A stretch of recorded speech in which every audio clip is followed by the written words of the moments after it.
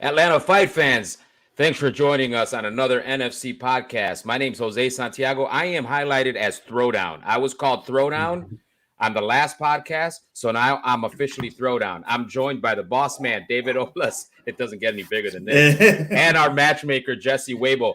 We're going to talk about kind of preview tomorrow night's fights, talk about the weigh-ins, and we're going to talk about our next show. But let's talk about the weigh-ins. First of all, welcome, guys. You guys look cold with your hoodies and your jackets on.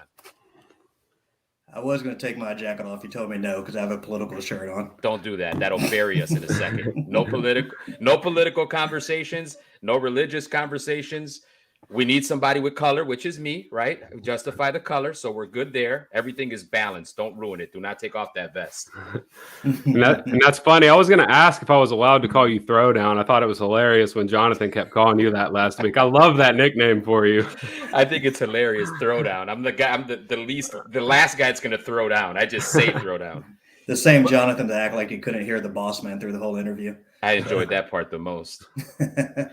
Guys, so how was it, man? You guys were at the weigh-in. I wasn't there, but you guys were at the weigh-ins. Any surprises? It's always interesting with these weigh-ins, right? Any surprises, disappointments, anything you're excited about? I'm not going to call anyone out, but I think Jesse's seen it before. I love the weigh-ins when someone doesn't make weight. They're overweight. And then they post on Facebook, made weight, looking forward to the fight tomorrow night. And they didn't make weight. They made a weight. Just they didn't make the weight they were supposed to make. So I think that happened a couple times today. That happens a couple times every fight card. And I love those posts, made weight. Well, let's get one thing out of the way. Jesse, I'll turn to you on this one. Who pulled out? I know there was some stuff in the NFC community on Facebook. I think we had, what's his name? He made a post, a really long post about real fighters. And then Oblas made a funny little post, kind of a joke post about an offer to have real fighters. They can pay and have their names announced not have their names announced, but come into the cage and act like they're real fighters. Where did that come from? What was going on this week? Yeah, we had Amar Medjedovic. He's from Gwinnett Training Academy. He pulled out yesterday, I believe. I think he might have been talking with Dave a little bit throughout the week. But basically, he had a bad sinus infection, I guess. It's rare that we have guys pull out fight week with a sinus infection. I mean, normally it's a serious injury, so trying to give him the benefit of the doubt. I actually had a bad sinus infection myself earlier this week. As both of y'all know, I didn't even know if I was going to be able to do this podcast or not. So I'm trying not to be too hard on the guy because it can be bad. But do I think he probably could have fought? Probably. But, it's an argument to be made. He's an amateur. Is it worth it for him for his health and everything? So, it was rough. But I think I do have a replacement actually for his opponent. He's probably going to be back on our December 4th card. So just crossing our fingers that works out for him so we can get back in there ASAP. What about today at the weigh-ins? Anybody miss weight? Any fights canceled because of it? Any really bad weight misses, so to speak? No, luckily we started the day with 13 fights and ended with 13 fights. I think we might have had one or two people miss weight, but just by a little bit. I think Doug Usher might have been a pound heavy. I'm not sure what he ended up. What did he end up coming in at the final weight? 0.9 over. So I think he was 0.9 over. I think there's one or two other people something over. How'd you guys settle that? So Doug's got to pay $50 from his purse money to his opponent, Clarence Jordan. So I think it started out, he was about a pound and a half over. Which would have been about $150. Doug had an hour to lose weight from 2 to 3 p.m., came back and lost about half a pound and ended up being 0.9 over. So it cost him $50. Mm-hmm. How much of a worry is that, Jesse, from your perspective? I mean, Doug is obviously, he's the main event tomorrow night. He's popular. He's one of the best fighters here in Georgia locally. But this is probably his last push. I mean, he's an awesome fighter, but because of his age, and he knows it, right? He talks about it all the time. I'm getting old. Some of these big promotions need to recognize me. I'm one of the best guys in the Southeast, and I haven't gotten the call. Does it worry you when he comes in a little bit over? Yeah, it always worries me when any pro comes in over because, like we see in boxing all the time, people will miss weight by 0.1. And the opponent will say, well, thank you. I'm out. I made weight. You didn't. I'm going home. I'm taking my money and I'm leaving. Thankfully, Clarence Jordan was cool about it, accepted the $50 and is still going to fight Doug. Super excited for that fight. Both of these guys, extremely high level middleweights. Doug Usher, I believe, is on a 9-fight win streak with 8 of them being by knockout.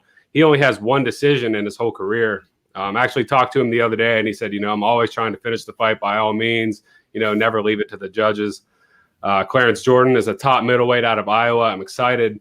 But yeah, Doug, he definitely, in my opinion, Doug shouldn't be fighting for us. He should be in Bellator. He should be in the UFC. He should be in a higher show. And he's talked about it. He's had fight offers for Bellator, for UFC. And, for whatever reasons, they just ended up not working out. You know what I mean? But hopefully, if he gets a win tomorrow night, that the UFC or Bellator will give him a second chance and bring him back in, because he definitely deserves it. Did you say Clarence was from Iowa? I believe so. Yeah, Iowa. That's not where he drove in from, is it? Iowa or Illinois, somewhere up north. Oh, shit. Because I know on the spreadsheet it says we pay him gas money. That's going to be a lot of gas money. Oh, my God. I thought it was coming from North Carolina or something like that. No, it's pretty north. Wow. 20 years of being with Oblas. And I seriously fall for it every time. I'm like, wow, he's actually concerned about a long drive. I'm thinking, he's going to be tired. He might be tired after that long drive. It was money driven. Had to do with also, money. I think he came in, he didn't have a hotel for last night. He has a hotel, I believe, or did he come in for last night? I have to look at the spreadsheet if it's 2 nights or 3. It was 3 nights. So he did drive in last night then. Yeah, the commission doesn't let anybody do weigh-ins via Facebook, so they have to be there between 1 p.m. and 3 p.m. So the guys that come in from pretty far away, we usually have to get a third night, a hotel for them. Yeah, and so we could cut weight this morning, I guess. Mm-hmm. Yeah. Well, Jesse, I mean, we on our last podcast, we talked about the Josh Mayer and Floyd fight. We talked about Doug Usher, but we got a stacked card. We got 13 fights on here. What other fights stick out to you about tomorrow night? There's a lot of good ones. One I'm really excited about is Quintavious Marshall versus Chance McClure. We've seen Quintavious on probably every NFC BJJ card. He has a different color hair every time. He's super exciting. One of the most exciting grapplers in the NFC, in my opinion. And he's going against Chance McClure, who's a high-level wrestler. It's going to be interesting seeing them both put on MMA gloves and go out there and see if if standing on the feet actually plays a factor in the fight, or if it goes to the ground, if Chance is going to be able to out-wrestle him. I've never really seen anybody out-wrestle Q when it comes to jiu-jitsu, so that's definitely going to be an interesting fight. One fight I'm definitely looking forward to is Willie Goggins versus Thon Lawson. Willie Goggins making his pro debut. He is the current NFC 185-pound champion, vacated the belt to go pro. He trains under Troy Lyons Lee, who I've got a ton of respect for. I love that guy. He just had a main event fighter, Jonathan Francois, on our last card. He brings a killer crew every time. And he's going against Thon Lawson, who actually trains under UFC vet Cole Miller. Thon Lawson is 0-3 so far as a pro, but don't let that 0-3 fool you. He's a bad, bad dude. And him versus Thon is definitely going to be a crazy fight. That's awesome. Now we have, whenever I'm ring announcing and I'm preparing my notes, I'm always looking for a female fight. We got a female fight on this one, right? For whatever reason, the females just bring a different level of energy to our fight cards, right? I mean, when they walk in, people are just excited to watch girls punch each other in the face. We got one tomorrow night. Yeah, Saba Nabavnejad. She's a little Vanderlei Silva. She throws down every time she fights. She throws 100%, moves forward, does not stop throwing, and she's facing off against a girl I haven't seen fight before, but she's 3-2. She trains under Devorius Tubbs, so being under Devorius Tubbs, she's got hands, she's got feet, she's well-rounded. She's 3-2. Saba is 2-0. It's going to be regular amateur Muay Thai rules because Saba doesn't have 3 fights yet, so they will be wearing headgear and shin guards. But I'm excited for that fight. Like I said, I've never seen Kelly fight in person. I've seen some videos, and I was really impressed. And I've seen, Saba had one fight for the NFC and one outside the NFC that I happened to see on her Facebook, and it was the same type of fight. She just nonstop throws down, and I love that about her, and I'm pumped for that one. That's awesome. And I was hoping you'd ask me which fight I was looking forward to most. It was actually the females as well, because I know the applause that the females gets. And same thing, I was looking at Kelly's bio because everyone fills out their bio online. And I looked at hers the other day and said she's been training for 10 years. Oh, wow. I was like, we've never had her fight. She's been training for 10 years, under Tubbs. So it surprised me. And like you said, Saba's a little badass. And the funny thing is, last time Saba fought for us, she had thought that we supply headgear. And this is a running joke between Jesse and us that Jesse doesn't mess up too often. And he messed up this time. He told the girl that we supply headgear. Well, we supply gloves, we supply shin guards, but we've never supplied headgear just because, Jose, the headgear is really made to fit. That's the one thing that if it shuffles around your head too much, you can go blind in the middle of the fight, get your ass kicked, and then blame it on us. So we've just never supplied. And Saba came to the last fight at District with no headgear, and everyone was panicking because the fight would have been canceled. And I can't remember was it Eric Bullock that had it in his truck or something like that? It was actually UFC fighter Jared Night Train Good. That's right. The day. Yeah, so Jared had some in his truck that he brought up, or he ran up to X3 and got them. But yeah, Jared saved the day on that one. I think Eric has before, but that one goes to Jared for saving that fight. Nice. Well, tomorrow night will be our third time at Tannery Row. How's the ticket situation going? So it's a little slower than the last time. I think we killed it with the JWAS, the Jesse Wable Amateur Series. I think that pushes a whole nother adrenaline to everybody up there. And then the first time you're at a venue, you always kill it the first time. Luckily, we killed it the first 2 times. So I think the last 2 events we've done there have been 750 and 770 people in the building. Right now, we're at about 630. I thought at weigh-ins we'd be sold out because we were at about 720, 730 until a couple fighters turned in some tickets. So I think we've got 1 table of 6 remaining, 11 cage side seats, and then maybe about 80 or 90 standing general admission. So I think by tomorrow it's going to get over 700. Let me ask you a general question. You talked about the fighters having tickets. Does that ever hurt the promotion? Because the scenario you just painted, it almost sounds like it does, right? You're thinking you're almost sold out. Over 700 tickets are out there. You go to the weigh-ins, and all of a sudden, some of the fighters hand you tickets and say, "I didn't sell any tickets. Here go your tickets back." And then it's the day before the event. Does that hurt the business at all? Yeah, absolutely. Because we're not a business like McDonald's that's open 7 days a week. We're a business that's a fight that's once every 6 weeks or whatever it is. So I track the online sales. I do Facebook advertising. I do Instagram advertising, send out mass emails. So everything I do gauges how the show is selling up to that point. We're still, we might still be adding fights if we're not where we need to be. It depends on the budget. It messes up my budget thinking we've got 750 ticket sales and we're really only at 650. But I do a pretty good job of hounding the fighters that have seats or tables. So that way we're not taking up any of the reserve seating. So I think we only got 3 seats back today, which is terrific. But we did get about 80 general admission. So it definitely messes up. And that's why I track more so the reserve seating for fans that might have been trying to get online a week or 2 ago that have the money and wanted to buy 2 cage side tickets or whatever. And they couldn't because some fighter has it out unsold. So I keep bugging them about that. So that's a good thing.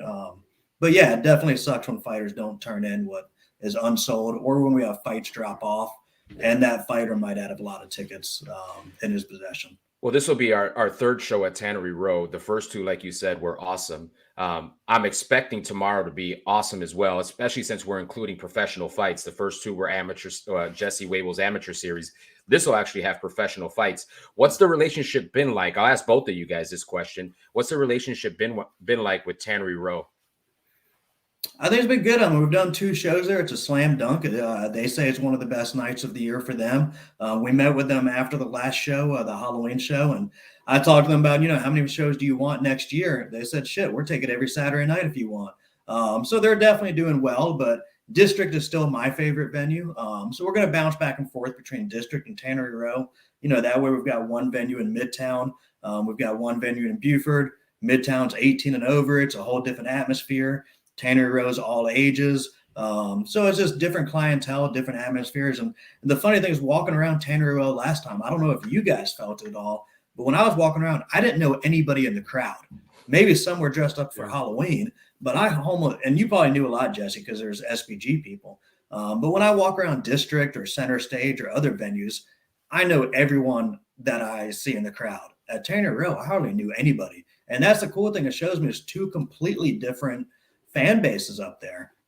So it's going terrific, and I look forward to District in 2 weeks. But it's cool having 2 venues that are both on board. Yeah, definitely. Like you said last week, just having all the gyms in Lawrenceville, Buford, Oakwood, Flowery Branch, A lot of them, don't want to go out to Atlanta sometimes for fights, or maybe we'll go out every now and then. But when they're, 15 minutes away from their house, they're loving it, which there's a lot of gyms around, where I live. So just like with Atlanta, with X3 and ATT Atlanta and everything, it definitely helps out a lot. And I think they're enjoying not having to drive 50 minutes to go to the fights, like you guys are having to drive 50 minutes to come to Buford. Yeah. They're enjoying not having to do that coming to Atlanta. So I left. The weigh-ins were at 1:00 today. I get there at 11:30 because I'm always the first one to the weigh-ins, first one to the venue to set up, last one to leave, or close to the last one to leave. But anyway, so I got there at 11:30. I left my house in Smyrna at 10 a.m. to make sure I was there by 11:30. Weigh-ins were over, I think, at 3 o'clock. I didn't get home till 5:30 with traffic. So for an hour and a half weigh-in, it was a 7-hour day. Jeez. More convenient for Jesse. Sucks for Jose and I. It does. But it's Saturday. The last time we had our fight night was on a Friday night. So that was tough. But tomorrow, Saturday, it won't be so rough. All right, guys. So that's tomorrow night. December 4th, we're back in Atlanta, back at District. Jesse, give us a rundown of that fight card and what you have planned. So, we've got some good fights on that card as well. I'm looking at the spreadsheet. We've got 3 pro fights and about 11 amateur fights. The fight that I'm most excited about, which we are filming an NFC Engage on tomorrow, is Christian Turner 3-0 taking on Dominic Colangelo. Christian Turner, I've spoke highly of. He's 3-0 training out of ATT Team Lima. 3-0, 2 finishes by 2 by knockout. Which is rare as an amateur, you know what I mean? Because you can't punch in the face on the ground. He's got 2 by knockout on the feet, which is awesome. He's going against Dominic Colangelo, who I know well. He trains out of SBG Buford. His only 2 losses were title fights, and they were 2 really good fighters. They were to Jabril Malik and to Mike Bardsley, who you guys had on the show last week. So this is going to be a high-level fight. Can't wait for that. I can't wait to see the preview video. Julian and Janelle have been knocking it out of the park. And these videos have been getting me pumped up. But, we've got 3 pro fights on the card. Carissa Timms, Doug Usher's wife, Doug Usher is actually fighting tomorrow. She's going to be finally making her pro debut. She's going against Carolyn Biscuit-Rowe. Quentin Culpepper out of Rush MMA. He trains with Bubby Mitchell. He's going to be making his 4th pro fight. He's going against Jason Wolf, who was previously supposed to fight Lady Bree. That fight fell off. So now we got a real good fight with those 2. Michael Fortner, hopefully, is going to be making his pro debut. This is probably the 3rd time we've tried to get him on for his pro debut, and it hasn't worked out. A lot of canceled amateur fights for him, a lot of canceled pro fights. Crossing my fingers that Fortner makes it to the cage this time. But a really good card. Tyler Trump is going against Joe Ham. Mariah Sampsell, who is she fighting? Mariah Sampsell is fighting Desiree Bennett. Yeah, that's going to be a really, really good fight. Desiree had an awesome Muay Thai fight last time for us. And Mariah Sampsell, every time she fights, she brings it. She just had a really close fight against Chloe Greeley. So definitely looking forward to that fight too. That's MMA as well, right? Correct. Yes, it is MMA. Yeah. And you point out the other fight, you missed it, the middleweight championship, Reese Watkins 3-1 versus Emmanuel Osho 6-2. Ooh, yeah. So I think is that MMA? That's Muay Thai. That's MMA. So Reese is actually the 185-pound champion in Muay Thai. Now he's looking to become the 185-pound champion in MMA. I don't think that's ever been done before in the NFC. I know we've had 2 different weight classes for MMA, 185 and 205. I believe Jay Gray from Contemporary Martial Arts was the champ. But I don't think we've ever had an MMA champ and a Muay Thai champ. So Reese Watkins looking to make NFC history. And I didn't even know it. He's living in D.C. now because the last 2 fights he's had, I mail out posters for all the guys. And I was like, where do you want to mail them? And he's like, mail half to X3 Sports Inman Park and mail the other ones to this address in D.C. So I finally messaged him, like, where in D.C. are you having me send it to? Like Joe Biden's desk or something? He's like, no, I live here. I'm going to school here. I had no idea Reese Watkins was living and going to school in Washington, D.C. Guys, help me understand something. Last time Emmanuel Osho fought, he fought Louis Brewington. Mm-hmm. Yes. Did we not give Louis Brewington a title? Did he not? Yeah, so Louis Brewington was the champ, but he didn't want to defend it. He basically said, I'm not doing any more amateur fights. I'm ready to go pro. You can vacate the belt, let whoever fight for it.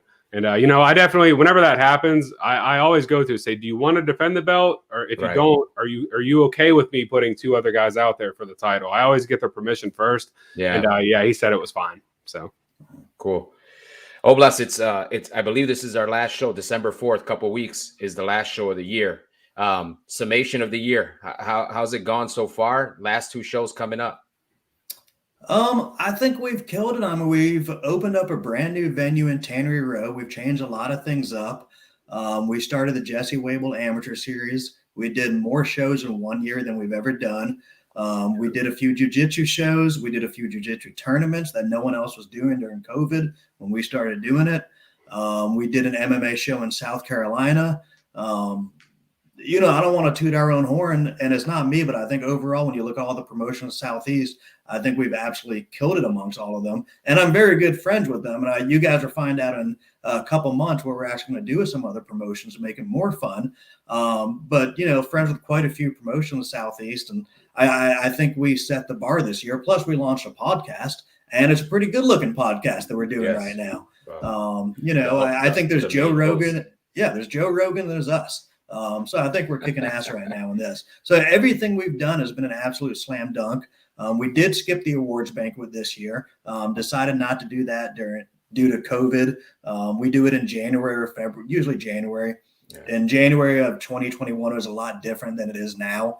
We probably shouldn't have been doing fights, but I got to make a living, and so does everyone else. But we skipped the awards banquet, so this coming year we'll do the awards banquet, and I think we've got a lot of events, a lot of fights to highlight in that.